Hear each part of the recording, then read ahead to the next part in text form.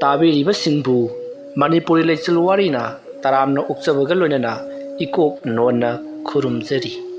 ꯉꯁꯤꯁꯨ ꯑꯃꯨꯛ ꯃꯌꯥꯝꯒꯤ ꯉꯥꯏꯍꯥꯛ ꯄꯣꯊꯥꯅꯕ ꯍꯥꯏꯗꯨꯅ ꯅꯨꯡꯉꯥꯏꯔꯕ ꯃꯅꯤꯄꯨꯔꯤ ꯐꯨꯡꯒꯥ ꯋꯥꯔꯤ ꯑꯃꯃꯨꯛ ꯄꯨꯗꯨꯅ ꯂꯥꯛꯆꯔꯤ꯫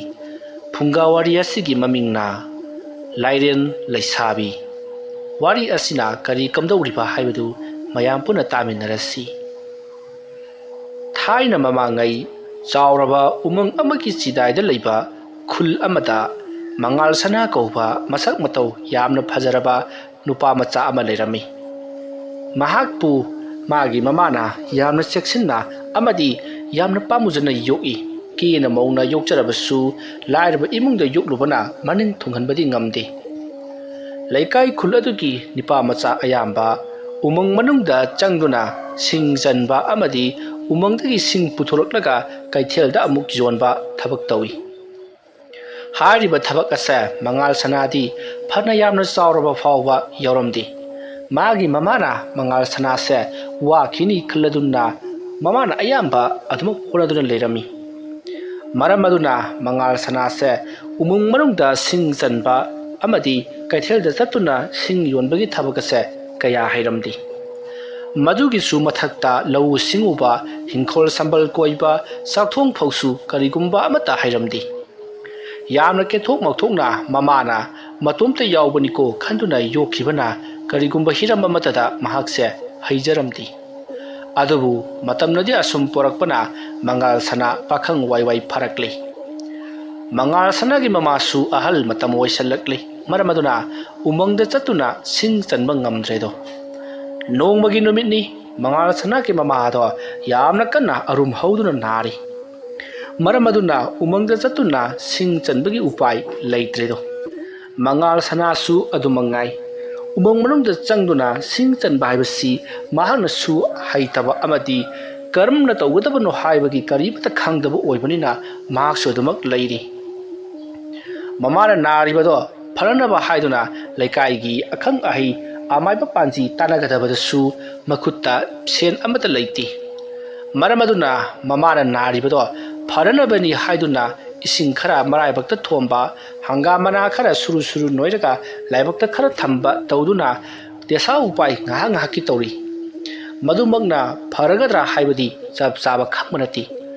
ꯃꯉꯥꯜ ꯁꯅꯥ ꯊꯕꯛ ꯏꯪꯈꯥꯡ ꯁꯨꯕ ꯅꯣꯝꯕ ꯍꯩꯖꯗ꯭ꯔꯕꯁꯨ ꯃꯍꯥꯛ ꯑꯇꯟꯕ ꯑꯉꯥꯡꯗꯤ ꯅꯠꯇꯦ꯫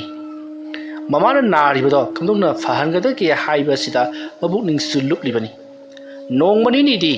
ꯃꯃꯥꯅ ꯄꯩꯁꯤꯜꯂꯝꯕ ꯆꯦꯡ ꯍꯋꯥꯏ ꯈꯔ ꯑꯗꯨꯅ ꯑꯗꯨꯃꯛ ꯆꯥꯅꯔꯤ꯫ ꯃꯊꯪꯒꯤ ꯍꯨꯝꯅꯤ ꯁꯨꯕꯗꯒꯤꯗꯤ ꯀꯔꯤ ꯑꯃꯠꯇ ꯂꯩꯔꯝꯗ꯭ꯔꯦ꯫ ꯆꯦꯡꯐꯨꯗ ꯆꯪꯂꯨꯏ, ꯆꯦꯡ ꯌꯥꯎꯔꯝꯗꯦ꯫ ꯀꯣꯠꯇ ꯆꯪꯂꯨꯏ, ꯐꯧ ꯌꯥꯎꯔꯝꯗꯦ꯫ ꯁꯤꯡꯒꯩꯗ ꯆꯪꯂꯨꯏ, ꯁꯤꯡ ꯂꯩꯔꯝꯗꯦ꯫ ꯏꯪꯈꯣꯜꯗ ꯆꯪꯂꯨꯏ, ꯃꯅꯥ ꯃꯁꯤꯡ ꯑꯃꯠꯇ ꯍꯧꯔꯝꯗꯦ꯫ ꯇꯧꯔꯤꯕ ꯑꯁꯤꯗ ꯃꯉꯥꯜ ꯁꯅꯥ ꯎꯄꯥꯏ ꯂꯩꯔꯛꯇ꯭ꯔꯤ꯫ ꯃꯔꯝ ꯑꯗꯨꯅ ꯃꯃꯥꯟꯅꯕꯁꯤꯡ ꯑꯗꯨꯅ ꯎꯃꯪ ꯃꯅꯨꯡꯗ ꯆꯠꯇꯨꯅ ꯁꯤꯡ ꯊꯤꯔꯤꯕ, ꯁꯤꯡ ꯌꯥꯜꯂꯤꯕꯗꯣ ꯃꯍꯥꯛꯁꯨ ꯌꯥꯎꯔꯒꯦ ꯈꯟꯈ꯭ꯔꯦꯗꯣ꯫ ꯃꯁꯤꯗꯒꯤꯗꯤ ꯃꯉꯥꯜ ꯁꯅꯥ ꯃꯃꯥꯒꯤ ꯃꯅꯥꯛꯇ ꯆꯪꯂꯛꯇꯨꯅ ꯏꯃꯥꯟꯅꯕꯁꯤꯡꯅ ꯎꯃꯪ ꯃꯅꯨꯡꯗ ꯁꯤꯡ ꯆꯟꯕ ꯆꯠꯂꯤꯕꯁꯤ ꯑꯩꯁꯨ ꯍꯧꯖꯤꯛꯇꯒꯤ ꯆꯠꯄ ꯌꯥꯎꯔꯨꯈꯤꯒꯦ꯫ ꯏꯃꯥꯟꯅꯕꯁꯤꯡꯅ ꯎꯃꯪ ꯃꯅꯨꯡꯗ ꯆꯠꯇꯨꯅ ꯁꯤꯡ ꯆꯜꯂꯒ ꯌꯨꯝꯒꯤ ꯃꯃꯥ ꯃꯄꯥꯕꯨ ꯊꯥꯛꯂꯤ꯫ ꯑꯩꯁꯨ ꯑꯁꯨꯝꯅ ꯇꯧꯔꯒꯦ ꯏꯃꯥ꯫ ꯃꯆꯥꯅꯨꯄꯥꯒꯤ ꯋꯥꯐꯝ ꯑꯗꯨ ꯇꯥꯕꯗ ꯃꯃꯥꯅ ꯏꯄꯥ ꯄꯥꯈꯠꯅ ꯅꯠꯇꯦ ꯏꯕꯨꯡꯉꯣ, ꯎꯃꯪ ꯍꯥꯏꯕꯁꯤꯗꯤ ꯁꯥ ꯀꯩꯒꯤ ꯃꯀꯣꯜꯅꯤ꯫ ꯀꯔꯤ ꯑꯃꯠꯇ ꯈꯪꯗꯕ ꯅꯍꯥꯛꯅ ꯆꯪꯂꯨꯔꯕꯗꯤ ꯁꯥꯅ ꯀꯩꯅ ꯇꯤꯟꯅ ꯀꯥꯡꯅ ꯆꯤꯛꯇꯨꯅ ꯁꯣꯏꯗꯅꯃꯛꯀꯤ ꯑꯋꯥꯕ ꯑꯃꯗ ꯇꯥꯔꯒꯅꯤ꯫ ꯅꯃꯥꯟꯅꯕꯁꯤꯡ ꯑꯗꯨꯗꯤ ꯃꯥꯅ ꯄꯩꯗꯨꯅ ꯊꯝꯂꯤꯕ ꯁꯤꯡꯁꯤꯡ ꯑꯗꯨꯅ ꯍꯦꯟꯅ ꯌꯥꯝꯅꯅꯕ ꯍꯥꯏꯗꯨꯅ ꯅꯪꯕꯨ ꯍꯟꯅ ꯌꯦꯡꯉꯛꯂꯣꯏ꯫ ꯂꯝꯕꯤꯗ ꯑꯗꯨ ꯈꯣꯡꯕꯨ ꯑꯣꯏꯕꯒꯤ ꯋꯥꯅꯤ꯫ ꯎꯃꯪ ꯃꯅꯨꯡ ꯌꯧꯈ꯭ꯔꯕꯗꯤ ꯃꯥꯒꯤ ꯁꯤꯡ ꯊꯦꯡꯅꯅꯕ ꯍꯣꯠꯅꯕꯗ ꯑꯃꯅ ꯑꯃꯗ ꯌꯦꯡꯁꯤꯟꯅꯕ ꯁꯪꯅꯕ ꯖꯥꯠ ꯅꯠꯇꯦ꯫ ꯑꯗꯨꯅ ꯏꯕꯨꯡꯉꯣ ꯅꯍꯥꯛ ꯑꯋꯥꯐꯝꯗ ꯇꯥꯒꯅꯤ꯫ ꯏꯃꯥꯒꯤꯗꯤ ꯅꯇꯣꯝꯇꯅꯤ꯫ ꯏꯃꯥꯁꯨ ꯈꯔ ꯃꯈꯩꯗꯤ ꯀꯟꯈꯠꯂꯤ꯫ ꯋꯥꯔꯕꯁꯨ ꯋꯥꯅ ꯉꯁꯤꯒꯤꯗꯤ ꯅꯍꯥꯛ ꯇꯨꯔꯦꯟ ꯃꯄꯥꯜꯗ ꯍꯧꯕ ꯆꯥꯎꯔꯕ ꯑꯩꯈꯣꯏꯒꯤ ꯇꯣꯔꯕꯣꯠ ꯄꯥꯝꯕꯤꯁꯤꯡ ꯑꯗꯨꯗꯒꯤ ꯇꯣꯔꯕꯣꯠ ꯈꯔ ꯍꯦꯛꯂꯨꯔꯒ ꯃꯗꯨꯕꯨ ꯆꯝꯐꯨꯠ ꯆꯥꯔꯒ ꯂꯦꯜꯂꯁꯤ꯫ ꯑꯗꯨꯝꯅ ꯍꯥꯏꯔꯛꯄꯗ ꯃꯉꯥꯜ ꯁꯅꯥꯅ ꯀꯗꯥꯏꯗꯒꯤꯅꯣꯗ ꯏꯃꯥ, ꯃꯗꯨꯒꯤ ꯇꯣꯔꯕꯣꯠꯁꯤꯡꯗꯨꯗꯤ ꯑꯩꯅ ꯉꯔꯥꯡꯅ ꯆꯝꯐꯨꯠ ꯐꯨꯠꯂꯒ ꯆꯥꯊꯣꯛꯈ꯭ꯔꯕꯗꯨꯗꯤ꯫ ꯑꯗꯨꯅ ꯍꯧꯖꯤꯛ ꯆꯥꯅꯤꯡꯉꯥꯏ ꯑꯃꯠꯇ ꯂꯩꯇ꯭ꯔꯦ꯫ ꯇꯉꯥꯏꯃꯛ ꯐꯗꯅ ꯆꯠꯇꯕ ꯌꯥꯗꯕꯅꯤ꯫ ꯃꯆꯥꯅꯨꯄꯥꯅ ꯒꯤꯔꯤ ꯇꯛꯁꯜꯂꯛꯄ ꯑꯗꯨꯗ ꯎꯄꯥꯏ ꯂꯩꯇ꯭ꯔꯕ ꯃꯃꯥꯅ ꯐꯔꯦ ꯏꯕꯨꯡꯉꯣ, ꯑꯗꯨꯗꯤ ꯑꯩ ꯅꯉꯣꯟꯗ ꯋꯥꯐꯝ ꯑꯃ ꯍꯥꯏꯒꯦ꯫ ꯀꯔꯤꯒꯨꯝꯕ ꯅꯪꯅ ꯎꯃꯪꯗ ꯁꯤꯡ ꯆꯜꯂꯤꯉꯩ ngarang ngarang ngangbagi khonjal tarabadi mado pamba kare laklabani namanaba singi manakta chensinduna laigadabani aduga na angonda nangi nathakta usek singna langa langa sana sana pairabadi nangi nathakta karigumba khudong thiba ba thoklorgadore haibasi mado mahanga taraklibani adugi sumathakta una una sing yamna kana nikpa muk makhon tarabadi mado umangi samu angawba laklabani maramaduna nahak seksinda achobu ugi marumda laigera natragana namanaba singi marakta laigera chensingadabani ko fare fare haujikidi nahak chacharo yamala na chakchakhnu ima su haksang ngamdi nangbu thirakpa ngamloi mamagi wafam tarabada harauduna mangal sana sing adubu punsindanabagidamakta thauri ama paire aduga mahaksu thangama paiduna mamanaba sing umang manungda sing chanba chatlibadugi matung inarakli ngahan makhaidi sanaduna kiduna mauduna atay angang singa leiba mangal sanana ngasidi yunggi mateng panglagani mamagi mateng pangba oina sing chalagani haiduna thulakpa asida mamanaba sing adudi ingak ngaksari yamna su haraunari asana tawduna mangal sana umung manungda changakli mamana takpirakpa karigumba umung manungda garang garang ngangbagi khonjal taraba pama kare laklabani aduga leimai singna kana kana nikpa aduga uwa sing purok purok nai khaibagi soro so lawgi khonjal tarabadi samu angawba lakpagi khonjal ni seksina layu hairakibado kawba laiti aduga lamlaki sanga uchek singna kokton da lana lana pairaba aduga makhe langlabadi khudong thiba man nanglagadore haibasi taklibani seksina layu taklakhiba mangal sana kari mata kauthokti asum lakona hojikti umang manung yausalakli makhoi na ngahan makhai sing thiba do sing laisalakraduna khara manung hanjinba umang amada lakli umang asi hek yaukhibadagidi mangal sanaga lakminnaba mamanaba makhaidi mana thokpa kadai kadai dano pangchangda sangduna sing akangba sing thekpa amadi masa sing sethaba haukhri mangal sanasu mamanaba sing tawribado haiphe jingamlaga mahaksu akangba sing thira duna paisanba haukhri asomna sing do phajaba mayam ama mahakidi thengnari mangal sanana sing phajaba mayam ama thengnaba aduda mamanaba ati dunasu yamna thagat piri ngasi khak lakpa nahakti onthongnabu sing thiba haikhre haiduna masiki matung nungthulgi matam waisalaklabada mayam sing do haujikti aikhoi nungthulgi matam waisalaklabani na amu halasi yumda ngainaram lagani haiduna mayam sing do magi sing mapai sing do kokthong laksalli aduga magi makok thongkat naduna kaithel tamna muk lakli mangal sana sing do paisallaba matung kisi laksanduna kokthong laksallaga mahaksu makok thongkatuna puraga lakli mamanaba taina porakpa singdi singsa masa ngaktani aduga mangal sana giri sing do maina sakpada yamna khanggadaba charo utuk watup su yauribani maramaduna mamanaba sing aduna mangal sanada nangi dodi mamal jamna silagani haiduna su thagat piri othong nungsina khraba khul haibaduni amana amada kalakpa mihoba amata hek lainadi mamanaba sing da wari watai sanaduna asom lakpana mangal sana imung changki gi tawbada mamanaba sing aduna karinune mangal sana nangna imungda changlaga sing aduna mai tharaga chak amadi insang chongthorakadoribro adugi mahutta sing ado kaithel jolagadoribani aduga chak amadi insang orhangadoribani law aikhoi ka punna chana yolurasi hairakpadagi mangal sana su hoin he sumine haiduna sing mapulladuga loinana kaithel tamna lakle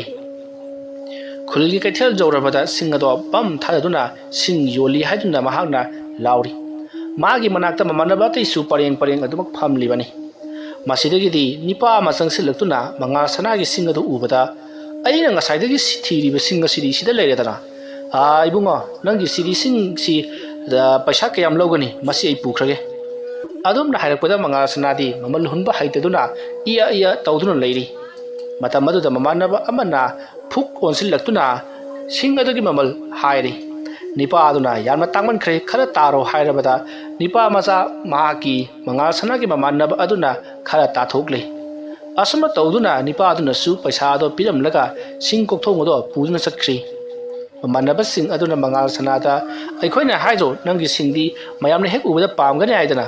fare haujikti na haksu paisa phanglabani na cheng chak hawai changwai walaga imungda imaga punna chaminaruru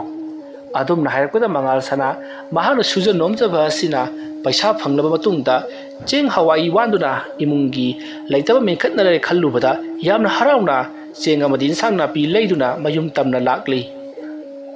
somdana mama adudi pakhat chabna loiri thingnaba phawba masana halaktaba aduda mangal sanana imung changchilakpada mama do soli masabu thinabagi damakta phamungthagi hawgatlaga leiramlibado uri mangal sana changsilaktuna kadai chaki haribano ima haidun hanglubada mama do kaplaga kariga suk thingaklibano kaino nangbo ai na hauri haibasibu kari mata khangdabara haidun sairi mangal sanana ima hayeng makaidi nganta halaklagi asumna hairaga mahana tawkiba thabaksing mama da loinama wari liri wafamsing adu tarubada mama su yamna haraujari asanma tawduna mama macha chak thongminaduna chaminari masigi matungdagidi mangal sanana atomak sing changba chatli mama ado kharadi kankhalle adubu yamna kana thabakti suba ngamdri mangal sanana sing yoluraga marudagi phanglakpa senpham kharana leikai adugi ahaiba amaibi tanaduna mangal sanagi mama do layingbadagi khara makhaidi fari adubu pungpha phabu habidi oidri mapanga kankhatpa anaba kokpa habidi oidi ngasi nongmani amu phaba amu heta haujanba asumna tawduna kumlaina cheduna leiri masigi matung nomagi numitni mangal sana do umong manungda sing asum thiduna lakli mahana asum sing thiduna lakpada umangki khara manung hanjinba mafam amada mahak changsilakli mamanaba sing adusu atopa jaga singda achauba sing thiba changlibani matam tancha aduta mangal sanagi koki koktonda uche oya mayama uru ungduna paiba amadi uche oya makhel langba do mangal sanana thengnari adumna torokpa aduta mangal sanana khangle mahaki akoibada kariguma amadi sodana maki tawragani haibasi adumna mana ipa pakhana leiringai tanja aduta u amagi haimun pharaba uhaitana pik thalaba u amagi masa amada nupi ama makhong yantharaga mangal sanada matung onthoklaga leiribado mangal sanana tungdagi uri pawang daba ugi usa amada makhong yantharaga phamliba nupi adugi manakta mangal sana changsilakli nupi ado tungdagi yengbadi onthokna phajakhri mahaki ningdu yaina sangliba muraba sanglam amadi tanganglaba ngauraba kusu aduta ningthijaraba phijol leitengduna makhong haiduna phamliba nupi adugi manakta mangal sana tapna changsilakli nupi adugi manak jawrabada mangal sanana karigumba mata hangjagi asomna harabada nupi ado yamna mong hadana mayado leithorakli nupi adugi maithong urubada mangal sanadi pungaw ngawa haibado oiri ningthijaraba piktak tawba maithong aduta taru pangliba misna ani amati tabaraba ngangtak tawba chimbal aduna nokphet kari oirabano ibung haiduna hanglakpada mangal sana pungaw ngaw khiduna mahangna hangi khalamba wahanga loina makawkhri nupi ado mana phamlibu ududagi phan chongtharai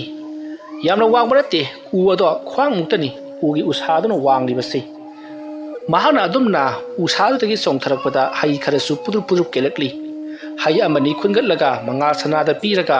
kari haigi ibung haiduna amukasu hanglakpada mangal sanana ibema nahakpu mafam masida kaidau biram libano umang asidi onthongma sathi khraba jiba panwa kaya ama leiribani mafam masida nahakna leiram libasibu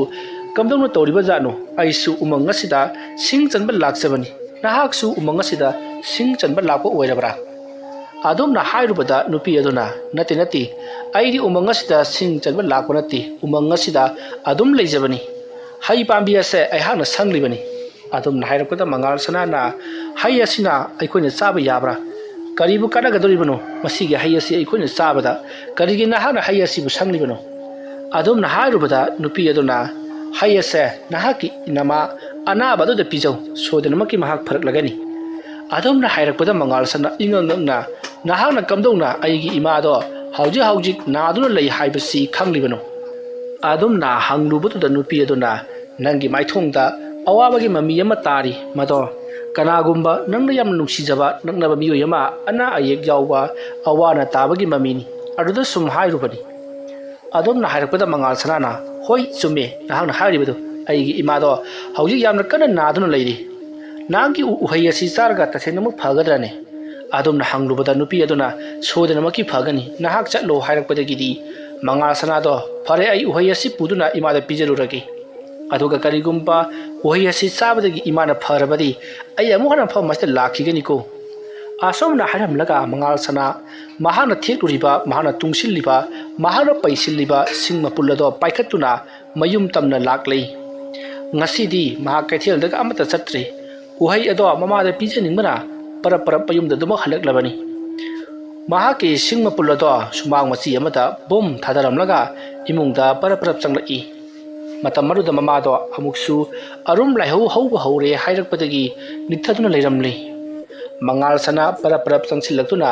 mahaki phiji de yomduna porokpa uhai ado tamna lokhorakli aduga ima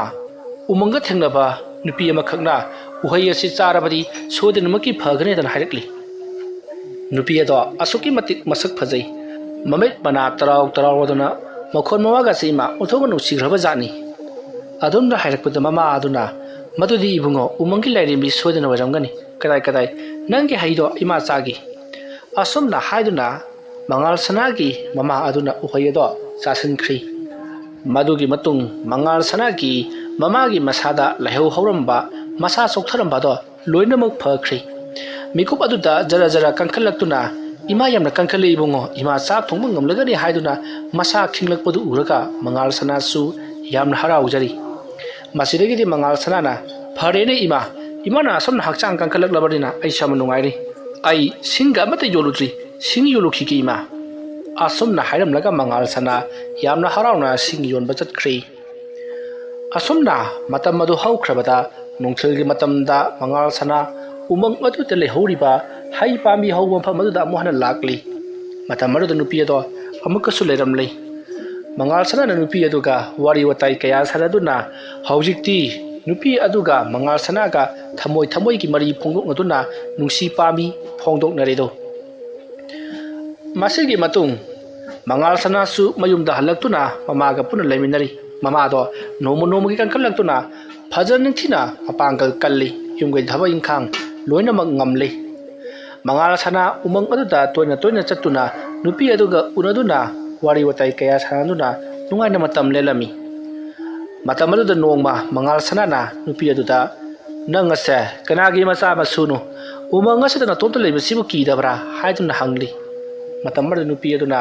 aidi karimata kidi maramaduna umang asida aigi ima ipa kanamata leitrabasu umang asida dumak leiribani adumna hairakpada mangal sanana fare adu warabadi nahak ngasidagidi aigi yumda chatlasi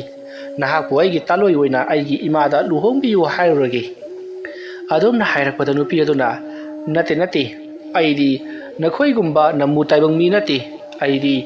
numidangi matamdana lairel onba aduga ayuk nungthilgi matamdana mi onba adugumlaba mi marak lai marak oiraba mioi amani aidi punsi ase asumna dumak loikhigadoribani aina nangi nupi taloi oibadi yaroi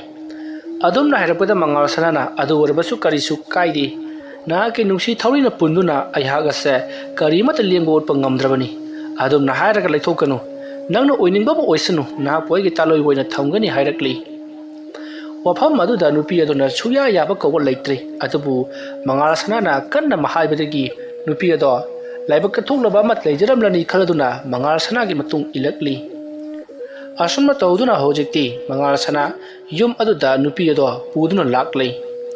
mangal sanagi nupi ado ubada mangal sanagi mama adudi harauna loikhri lekai khul adusu laguna mangal sanagi nupi gi phajaba aduda mayama thagatnari asumna tawduna mangal sanada nupi ado luhong piri mangal sana amadi nupi aduga yaman nungaina parminari lairen onbi nupi aduga mangal sanaga asum laminarakpana nongmadi mayamna yama thajadaba wafam ama hawduknarakli mangal sanagi nupi ase ayuk nungthilgi matamda mi onjabagi wani numidangi matamdadi lairen onduna imungda phamungda kullaga lei hai mado achat awok singnasu uraklabani nongma mangal sanagi imungda huran changluba miyo yamana mangal sanagi nupi ado lairen onduna phamungda tasallaga leiramba mokhona thingna khreadana hai adumna wari mathang asum sandorakpana mangal sanagi nupidi numidangi matamda lairen oli maramaduna mahaku khulgi lampak mayaida puthoktuna numidang athengba phawba thamgadabani ꯑꯗꯨꯒ ꯀꯔꯤꯒꯨꯝꯕ ꯂꯥꯏꯔꯦꯟ ꯑꯣꯜꯂꯛꯂꯕꯗꯤ ꯃꯍꯥꯛꯇꯤ ꯍꯤꯡꯆꯥꯕꯤꯅꯤ ꯃꯔꯝ ꯑꯗꯨꯅ ꯈꯨꯜ ꯑꯁꯤꯗ ꯂꯩꯕ ꯌꯥꯔꯣꯏ ꯇꯥꯟꯊꯣꯛꯀꯗꯕꯅꯤ ꯍꯥꯏꯗꯨꯅ ꯂꯤꯝꯐꯨ ꯉꯥꯡꯅꯕ ꯍꯧꯔꯛꯂꯤ ꯋꯥꯐꯝ ꯑꯁꯦ ꯃꯉꯥꯜ ꯁꯅꯥꯅꯁꯨ ꯇꯥꯔꯤꯕꯅꯤ ꯑꯗꯨꯒ ꯃꯉꯥꯜ ꯁꯅꯥꯒꯤ ꯅꯨꯄꯤ ꯂꯥꯏꯔꯦꯟ ꯑꯣꯟꯕꯤ ꯑꯗꯨꯁꯨ ꯇꯥꯔꯤꯕꯅꯤ ꯀꯔꯤ ꯀꯔꯝ ꯇꯧꯁꯤꯒꯦ ꯍꯥꯏꯗꯨꯅ ꯃꯈꯣꯏ ꯃꯊꯥ ꯁꯥꯅꯔꯤ ꯋꯥꯐꯝꯁꯤꯡ ꯑꯁꯦ ꯃꯉꯥꯜ ꯁꯅꯥꯒꯤ ꯃꯃꯥꯒꯤ ꯃꯅꯥꯀꯣꯡꯁꯨ ꯌꯧꯔꯛꯂꯤ ꯃꯔꯝ ꯑꯗꯨꯅ ꯃꯍꯥꯛꯅ ꯆꯤꯡꯅꯕ ꯈꯔꯁꯨ ꯂꯩꯔꯤꯕꯅꯤ ꯃꯔꯝ ꯑꯗꯨꯅ ꯃꯉꯥꯜ ꯁꯅꯥꯗ ꯅꯍꯥꯛꯀꯤ ꯅꯨꯄꯤ ꯑꯁꯦ ꯃꯌꯥꯝꯅ ꯍꯥꯏꯅꯕꯗ ꯅꯨꯃꯤꯗꯥꯡꯒꯤ ꯃꯇꯝꯗꯅ ꯂꯥꯏꯔꯦꯟ ꯑꯣꯜꯂꯤ ꯍꯥꯏ ꯑꯗꯨꯒ ꯑꯌꯨꯛ ꯅꯨꯡꯊꯤꯜꯒꯤ ꯃꯇꯝꯗꯅ ꯃꯤ ꯑꯣꯜꯂꯒ ꯂꯩ ꯍꯥꯏ ꯃꯁꯤꯕꯨ ꯆꯨꯝꯕ꯭ꯔꯥ ꯏꯕꯨꯡꯉꯣ ꯍꯥꯏꯗꯨꯅ ꯍꯪꯂꯛꯄꯗ ꯃꯉꯥꯜ ꯁꯅꯥꯅ ꯏꯃꯥ ꯑꯣꯏꯔꯣꯏ ꯄꯥꯔꯣꯏꯗꯕ ꯋꯥꯅꯤ ꯃꯗꯨꯕꯨ ꯍꯦꯛꯇꯃꯛ ꯌꯥꯒꯗ꯭ꯔꯣ ꯑꯁꯨꯝꯅ ꯍꯥꯏꯔꯒ ꯋꯥ ꯑꯗꯨꯃꯛ ꯂꯩꯊꯣꯛꯂꯤ ꯊꯣꯛꯂꯤꯕ ꯈꯨꯗꯤꯡꯃꯛ ꯑꯁꯦ ꯃꯉꯥꯜ ꯁꯅꯥꯒꯤ ꯂꯥꯏꯔꯦꯟ ꯑꯣꯟꯕ ꯉꯝꯕꯤ ꯅꯨꯄꯤ ꯑꯗꯨꯅꯁꯨ ꯈꯪꯂꯤꯕꯅꯤ ꯃꯁꯤꯗꯒꯤꯗꯤ ꯅꯨꯄꯤ ꯑꯗꯨꯅ ꯃꯍꯥꯛꯀꯤ ꯇꯧꯔꯤꯕ ꯊꯕꯛ ꯑꯁꯤ ꯀꯔꯤꯃ ꯇꯧꯒꯅꯤ ꯑꯗꯨꯅ ꯃꯉꯥꯜ ꯁꯅꯥ ꯍꯥꯏꯕ ꯅꯨꯄꯥ ꯑꯁꯦ ꯊꯥꯗꯣꯛꯂꯝꯂꯒ ꯃꯍꯥꯛ ꯎꯃꯪ ꯃꯅꯨꯡꯗ ꯃꯉꯥꯜ ꯁꯅꯥ ꯈꯪꯍꯟꯗꯕꯤ ꯃꯥꯅ ꯇꯨꯝꯃꯤꯉꯩꯗ ꯆꯦꯟꯈ꯭ꯔꯒꯦ ꯍꯥꯏꯗꯨꯅ ꯆꯞ ꯌꯨꯡꯅ ꯂꯦꯞꯈ꯭ꯔꯤ ꯅꯨꯃꯤꯠꯇꯣ ꯊꯥꯕꯜꯒꯤ ꯃꯉꯥꯜꯅ ꯄꯨꯡꯂꯪ ꯂꯪꯕ ꯅꯨꯃꯤꯠꯅꯤ ꯊꯦꯡꯂꯕ ꯑꯍꯤꯡ ꯑꯗꯨꯗ ꯃꯉꯥꯜ ꯁꯅꯥꯒꯤ ꯅꯨꯄꯤ ꯑꯗꯣ ꯃꯍꯥꯛ ꯂꯥꯏꯔꯦꯟ ꯑꯣꯟꯊꯣꯔꯛꯂꯤ ꯑꯗꯨꯒ ꯃꯍꯥꯛ ꯈꯣꯡꯂꯩ ꯊꯨꯅ ꯃꯉꯥꯜ ꯁꯅꯥꯒꯤ ꯃꯅꯥꯛꯇꯒꯤ ꯆꯦꯟꯈꯤꯅꯕ ꯇꯧꯔꯛꯄꯗ ꯈꯨꯗꯛ ꯑꯗꯨꯗ ꯈꯣꯌꯨꯝ ꯂꯥꯏ ꯑꯃ ꯐꯥꯎꯔꯛꯂꯤ ꯈꯣꯌꯨꯝ ꯂꯥꯏ ꯑꯗꯨꯅ ꯃꯉꯥꯜ ꯁꯅꯥꯒꯤ ꯂꯥꯏꯔꯦꯟ ꯑꯣꯜꯂꯤꯕ ꯅꯨꯄꯤ ꯑꯗꯨꯗ ꯅꯍꯥꯛꯅ ꯂꯥꯏꯔꯦꯟ ꯑꯣꯜꯂꯤꯕꯁꯦ ꯑꯣꯟꯕ ꯐꯅꯅꯕ ꯍꯤꯗꯥꯛ ꯑꯃ ꯑꯩ ꯅꯉꯣꯟꯗ ꯍꯥꯏꯕꯤꯔꯒꯦ ꯅꯍꯥꯛꯀ ꯃꯉꯥꯜ ꯁꯅꯥꯒ ꯊꯦꯡꯅꯈꯤꯕ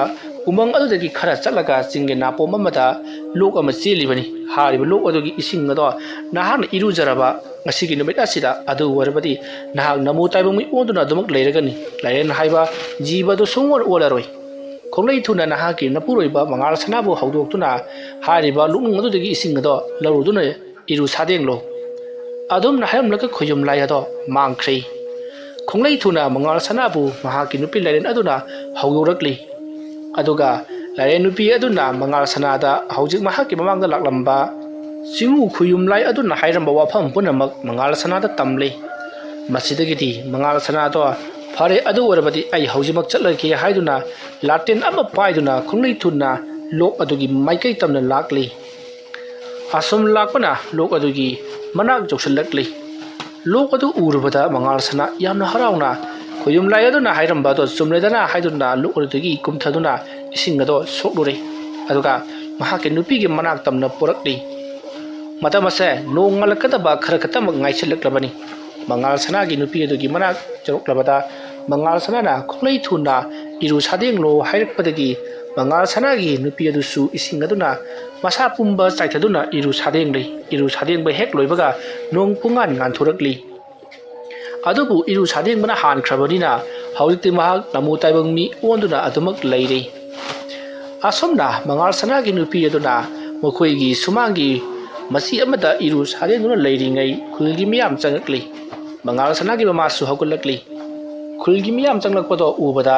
ꯃꯉꯥꯜ ꯁꯅꯥꯅ ꯀꯩꯗꯧꯕ ꯌꯥꯎꯔꯕꯒꯦ ꯃꯌꯥꯝ ꯂꯥꯛꯄꯤꯔꯤꯕꯁꯤꯕꯨ ꯍꯥꯏꯗꯨꯅ ꯍꯪꯉꯤ ꯑꯗꯨꯒ ꯃꯉꯥꯜ ꯁꯅꯥꯒꯤ ꯃꯃꯥꯅꯁꯨ ꯀꯩꯗꯧꯕ ꯌꯥꯎꯔꯕꯒꯦ ꯍꯥꯏꯗꯨꯅ ꯍꯪꯉꯛꯂꯤ ꯃꯇꯝ ꯑꯗꯨꯗ ꯈꯨꯜꯒꯤ ꯃꯤꯌꯥꯝ ꯍꯧꯔꯛꯇꯨꯅ ꯉꯔꯥꯡ ꯂꯥꯏꯔꯦꯜ ꯑꯃꯅ ꯃꯤ ꯑꯃꯕꯨ ꯆꯤꯛꯇꯨꯅ ꯍꯥꯠꯇꯣꯛꯇꯨꯅ ꯊꯅꯝꯂꯦ ꯑꯗꯨꯒ ꯂꯥꯏꯔꯦꯜ ꯑꯃ ꯄꯨꯟꯅ ꯆꯥꯊꯣꯛꯈ꯭ꯔꯦ ꯃꯁꯦ ꯅꯍꯥꯛꯀꯤ ꯅꯃꯧ ꯅꯨꯄꯤ ꯂꯥꯏꯔꯦꯟ ꯅꯨꯄꯤ ꯑꯁꯤꯅ ꯇꯧꯍꯜꯂꯤꯕ ꯉꯥꯛꯇꯅꯤ ꯅꯍꯥꯛꯀꯤ ꯅꯃꯧ ꯅꯨꯄꯤ ꯑꯁꯦ ꯑꯌꯨꯛ ꯅꯨꯡꯊꯤꯜꯒꯤ ꯃꯇꯝꯗꯅ ꯃꯁꯛ ꯃꯇꯧ ꯐꯖꯔꯕ ꯅꯨꯄꯤ ꯑꯃ ꯑꯣꯟꯖꯕꯒꯤ ꯋꯥꯅꯤ ꯅꯨꯃꯤꯗꯥꯡꯒꯤ ꯃꯇꯝꯗꯗꯤ ꯂꯥꯏꯔꯦꯟ ꯑꯣꯟꯗꯨꯅ ꯂꯩꯀꯥꯏ ꯑꯁꯤꯗ ꯂꯩꯕ ꯃꯤ ꯃꯊꯪ ꯆꯥꯔꯤꯕꯅꯤ ꯃꯔꯝ ꯑꯗꯨꯅ ꯅꯍꯥꯛꯀꯤ ꯅꯃꯧ ꯅꯨꯄꯤ ꯑꯁꯦ ꯉꯁꯤꯗꯤ ꯑꯩꯈꯣꯏ ꯃꯌꯥꯝꯅ ꯁꯪꯗꯨꯅ ꯅꯨꯃꯤꯗꯥꯡꯒꯤ ꯃꯇꯝ ꯐꯥꯎꯕꯗ ꯂꯥꯏꯔꯦꯟ ꯑꯣꯜꯂꯛꯄ꯭ꯔꯥ ꯍꯥꯏꯕꯗꯣ ꯌꯦꯡꯒꯅꯤ ꯍꯥꯏꯗꯨꯅ ꯂꯥꯛꯂꯤ ꯋꯥꯐꯝ ꯑꯗꯨ ꯇꯥꯕꯗ ꯃꯉꯥꯜ ꯁꯅꯥꯅ ꯐꯔꯦ ꯃꯌꯥꯝꯒꯤ ꯆꯤꯡꯅꯕꯗꯨ ꯀꯣꯛꯅꯅꯕ ꯇꯧꯕꯤꯔꯣ ꯍꯥꯏꯗꯨꯅ ꯃꯌꯥꯝꯅ ꯁꯪꯗꯨꯅ ꯃꯉꯥꯜ ꯁꯅꯥꯒꯤ ꯅꯨꯄꯤ ꯑꯗꯨꯕꯨ ꯀꯣꯏꯁꯦꯟ ꯁꯦꯟꯗꯨꯅ ꯊꯝꯈꯤ ꯃꯇꯝ ꯑꯗꯨ ꯍꯧꯈꯤꯗꯨꯅ ꯅꯨꯃꯤꯗꯥꯡꯒꯤ ꯃꯇꯝ ꯑꯣꯏꯁꯜꯂꯛꯂꯤ ꯐꯅ ꯌꯥꯝꯅ ꯊꯦꯡꯅꯕ ꯐꯥꯎꯕ ꯃꯉꯥꯜ ꯁꯅꯥꯒꯤ ꯅꯨꯄꯤ ꯑꯗꯣ ꯂꯥꯏꯔꯦꯟ ꯑꯣꯜꯂꯛꯇ꯭ꯔꯤ ꯉꯔꯥꯡ ꯏꯔꯨ ꯁꯥꯗꯦꯡꯈꯤꯕ ꯑꯗꯨꯅ ꯃꯁꯤꯗꯒꯤꯗꯤ ꯃꯌꯥꯝ ꯑꯗꯣ ꯃꯉꯥꯜ ꯁꯅꯥꯒꯤ ꯅꯨꯄꯤ ꯑꯁꯦ ꯅꯨꯃꯤꯗꯥꯡꯒꯤ ꯂꯥꯏꯔꯦꯟ ꯑꯣꯟꯗꯦ ꯀꯅꯥꯅ ꯍꯥꯏꯖꯤꯜꯂꯤꯕꯅꯣ ꯍꯥꯏꯗꯨꯅ ꯃꯍꯩ ꯂꯣꯏꯅꯃꯛ ꯆꯠꯅꯈ꯭ꯔꯦ ꯃꯁꯤꯗꯒꯤꯗꯤ ꯈꯨꯜ ꯑꯗꯨꯒꯤ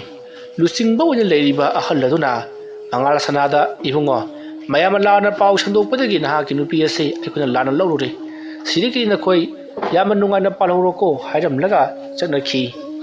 ꯃꯁꯤꯗꯒꯤꯗꯤ ꯃꯉꯥꯜ ꯁꯅꯥ ꯑꯃꯗꯤ ꯃꯍꯥꯛꯀꯤ ꯅꯨꯄꯤꯁꯨ ꯃꯣꯃꯣꯟ ꯅꯣꯛꯆꯗꯨꯅ ꯏꯃꯨꯡꯗ ꯆꯪꯈ꯭ꯔꯦ ꯃꯇꯧ ꯑꯁꯨꯝꯅ ꯃꯉꯥꯜ ꯁꯅꯥꯒꯤ ꯃꯃꯥꯅꯁꯨ ꯆꯤꯡꯅꯔꯝꯕ ꯑꯗꯣ ꯀꯣꯛꯆꯗꯨꯅ ꯃꯈꯣꯏ ꯌꯥꯝꯅ ꯅꯨꯡꯉꯥꯏ ꯌꯥꯏꯐꯅ ꯄꯥꯟꯈꯤ ꯋꯥꯔꯤ ꯑꯁꯤ ꯃꯇꯥꯡ ꯑꯁ꯭ꯋꯥꯏꯗ ꯂꯣꯏꯁꯤꯟꯖꯔꯤ ꯑꯩꯅ ꯋꯥꯔꯤ ꯑꯁꯤ ꯄꯥꯊꯣꯛꯆꯔꯛꯄ ꯃꯇꯝꯗ ꯁꯣꯏꯈꯤ ꯂꯥꯟꯈꯤꯕ ꯈꯤꯕꯤꯛ ꯇꯥꯕꯤꯔꯤꯕ ꯄꯨꯝꯅꯃꯛꯅ ꯄꯨꯛꯆꯦꯜ ꯆꯥꯎꯅ ꯉꯥꯛꯄꯤꯒꯅꯤ ꯃꯌꯥꯝꯕꯨ ꯑꯔꯣꯏꯕꯗ ꯑꯃꯨꯛꯀ ꯍꯟꯅ ꯈꯨꯔꯨꯝꯖꯔꯤ